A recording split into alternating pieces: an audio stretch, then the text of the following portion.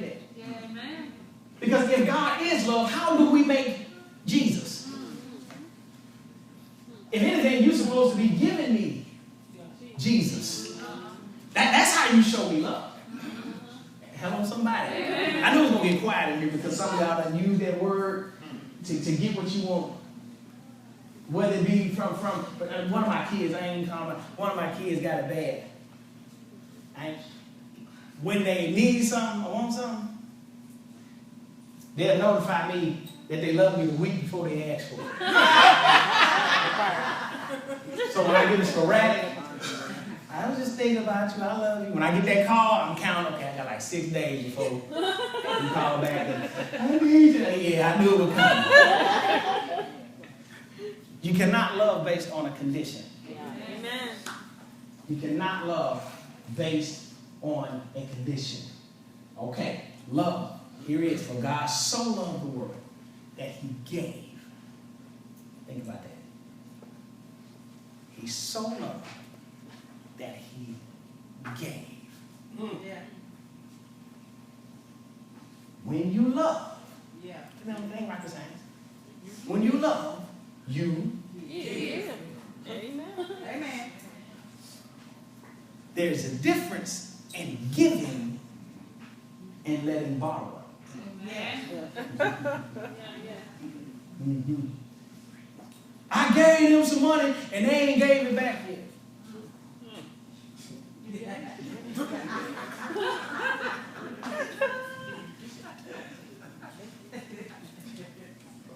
I ain't getting that one. Yeah. When you give without expectancy. Amen. Amen. You give because it's out of the kindness of your heart. My daddy taught me a long time ago. He told me, he said, if you don't have it to give, you don't have it to borrow. That's what my daddy taught me a long time ago. He said, I don't care if you got $100,000 in your pocket and somebody needs 50 of it.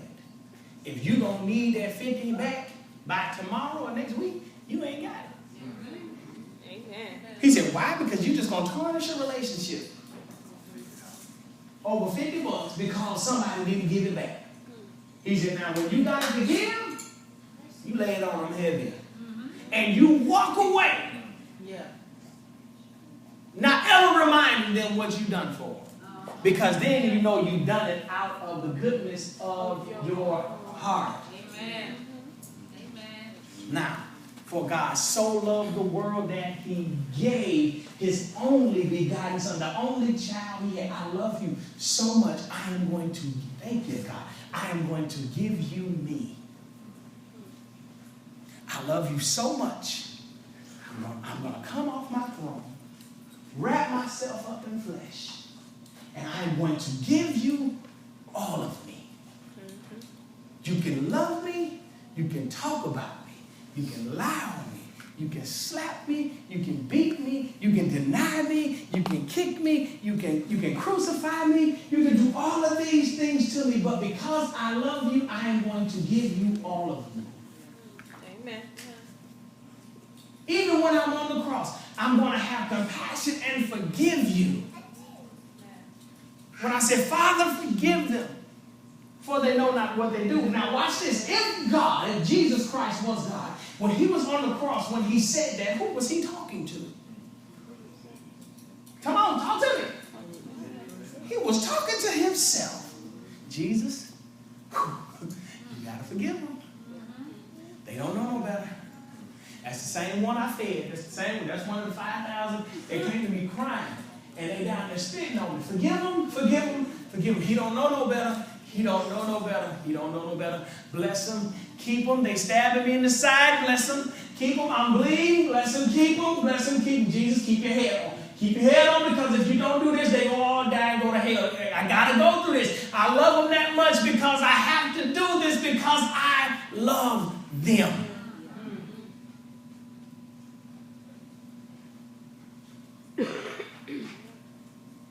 When's the last time you turned your back totally on somebody that you never gave nothing to? You never made a sacrifice for that person. It's easy to walk away from something or somebody you never made an investment in. It's easy to walk away because there are no seeds there. You've done nothing to even plant it. Now, see, when you have made an investment into a relationship, if you have made an investment into somebody, if you have planted seed, it's so hard to walk away. Oh, yeah. Yes. Amen. Amen. Because there is something there. And here it is. You got to stop making the investment before you do the research. That's how you got all of these ex-men and ex-women around, because you made an investment and didn't know nothing about them. Yeah. Oops. Now, love. For God so loved the world that he gave his only begotten Son, that whosoever believeth on him will not perish, but have everlasting life. I love you so much to give you all I have. And the only thing you have to do, I didn't even tell you had to treat him right. I just said just believe on it. Wow. Because he going to come and tell me, he going to cover for you anyway. He gonna cover for you anyway. And here's an example of what true love look like. Come here.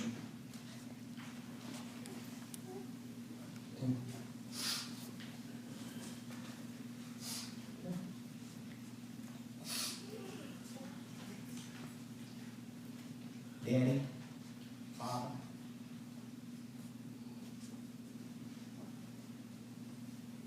friend, his father. All right? Friend knows that, son knows that father, that friend don't really know him. So he can't just come to him because he don't know him. He don't know what to say.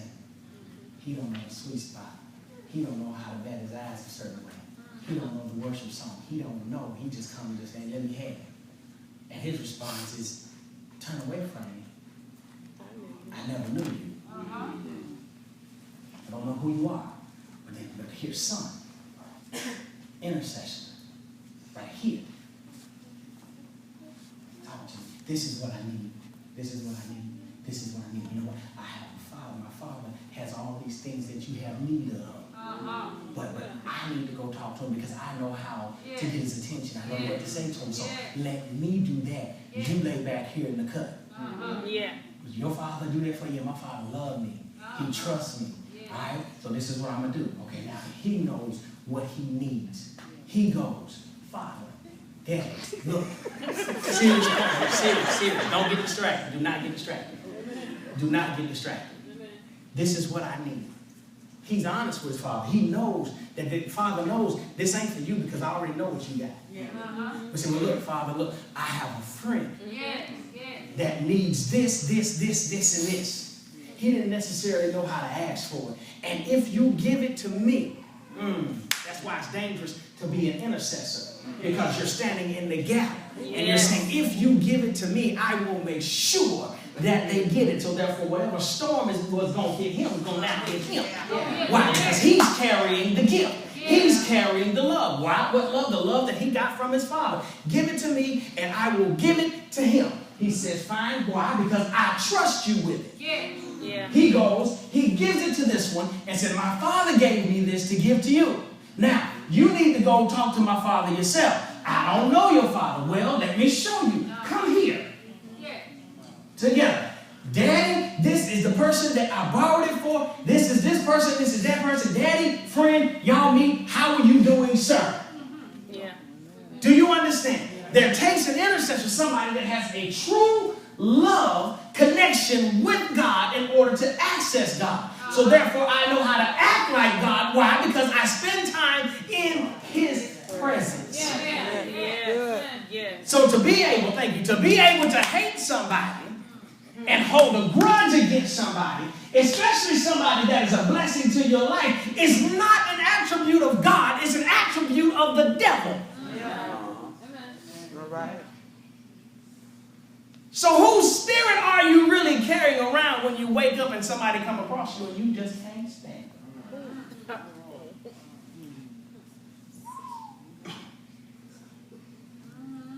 That ain't God. No, it ain't just you, it's just the way things is. No, it's either one or the other. God or the devil, one or two. It's a young man, he listening. You understand what I'm saying? So look at this church people, church folk. Holy Ghost showers, tongue talkers. Fire baptized. Worshipers.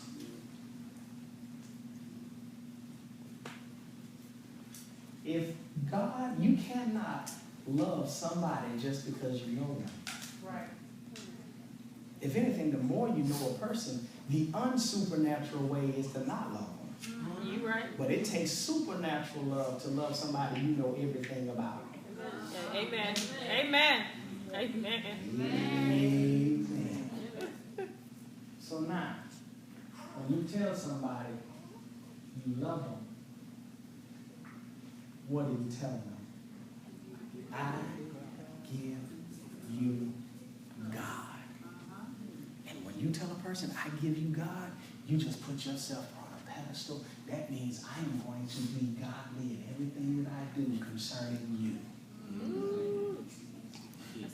It's not saying I'm not going to make a mistake, but that mistake will not run my life. I will forgive. I will give. I'll bite my tongue when I'm supposed to. Amen. My thoughts may not change instantly, but over a period of time, I'll begin to change and begin to look like the person that I say that I am. Amen. So in my situation, I love you, but I can't do this because this ain't God. I can't go here because this ain't God. I can't say that to her because this ain't God. I can't do that because that's not God. That's not God. Pastor, this is deep. This is deep. I don't know if I can. No, it's not deep. The only way, I said this Thursday, the only reason why it is so hard to live right is because you're accustomed to living wrong. Amen. When you're accustomed to going off on somebody, it's harder to bite your tongue. Oh, yeah. But biting your tongue is the godly way to do things. Amen. To hate somebody, you're accustomed to doing it. Like we said last week, how can something supernatural be killed by something natural? When you are supernatural, your mind is beyond what other. That's why he says we are a peculiar people. People just don't understand you. Amen. Yes. And when people know, when they automatically know how you going to respond, how you going to act, what you going to say, you have turned in your kingdom card for natural living. Oh, I already know she's going to go off. Y'all better get it because he's going to go get a gun.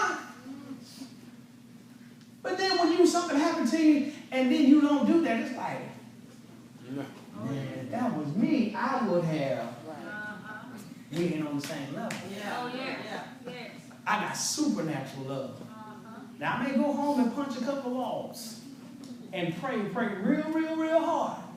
But I can't allow that to be seen in the world. Why? Because it proves me to be just like everybody else. But if I am a kingdom kid, a child of God, I have to have supernatural love to where my words that I choose, they mean something to me. Amen. They mean something to me. So, here it is. As we wrap this up. So, we said last week, my church family love me. Y'all remember that? Yeah. Come on. Say it. My church family loves me. Why? Because my church family gives me God. When I walk through the door, you feel the love. You felt the love, but more than that, you felt God. And so when you say, my pastor loves me, yes, he does, because every Sunday he gives you God. Amen. Amen. Does that make sense? Yes. Amen. What does the word say? Oh, no man, nothing but love. Oh, no man, nothing but God. And when you owe him God, you're going to be hurt more than anything. Amen. Because you owe him forgiveness. You owe him love. You owe him compassion. You owe him sacrifice. Why? Because that's why Christ died, was to be able to give his